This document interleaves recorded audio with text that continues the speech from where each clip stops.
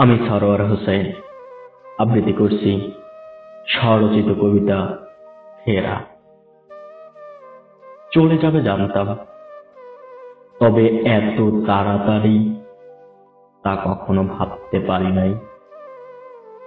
চাইলে আমিও পারতাম আর 10 জনের মতো তোমাকে ভালোবাসতে, কিন্তু তুমি তো আমাকে সে সুযোগ দাওনি।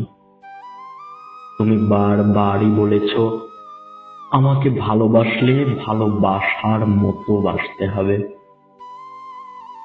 সব সময় ছায়ার মতো থাকতে হবে আমার পাশে। তোমাকে না বলে ফোন কেটে দিলে সে যে কি রাগ তোমার, তুমি যেন কথাই বলতে চাইতে না আমার সাথে।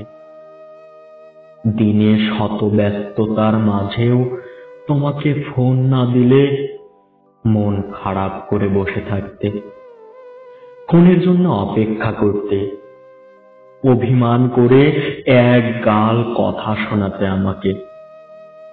আমিও বুঝে নিয়েছিলাম আসলেই তো ভালোবাসা ভালোবাসাই হওয়া উচিত।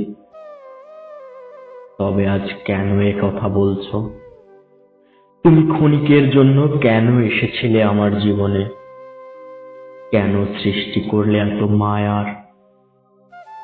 আজ খুব কষ্ট হচ্ছে, বুক চিরে প্রাণ পাখিটা বের হয়ে আসতে চাইলেও আজ একটা চরম সত্য তোমাকে জানাতে চাই। সত্যি বলতে আমিও চেয়েছিলাম তুমি তোমার নিজের ঠিকানায় ফেরো, তোমাকে যেন নির্হারা পাখির মতো অনিশ্চিত আকাশে উড়তে না হয়, ডানা ভাঙা পাখির মতো কাতরানোর সুযোগে যেন মোড়ের ধারের নেড়ি কুকুরেরা খুবলে খেতে না পারে। এজন্যই হয়তো আগলে রেখেছিলাম বুক পিঞ্জরে, কিন্তু সেই আগলানোটাই যে আজ পিঞ্জর ভাঙার কারণ হবে তা ভাবতে পারিনি কোনোদিন। তবে সংবাদটা এভাবে না দিলেও পারতে। খুবই ফুরফুরে মেজাজে ছিলাম। তোমার জন্য একটা কবিতা লিখেছি, সেটা তোমাকে শোনাবো বলে অপেক্ষায় ছিলাম।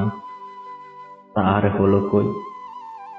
ঘুমানোর আগে খবরটা যখন শুনলাম যেন আকাশ ভেঙে আমার মাথায় পড়ল। বুকের বা পাশে ব্যথা আর ছটফটানিতে ঘুমাতে পারিনি সারা রাত। তবু আজ আমার থেকে আনন্দিত এই পৃথিবীতে আর কেউ নেই, কারণ আমার চাওয়াটা যে আজ পূর্ণতা পেল।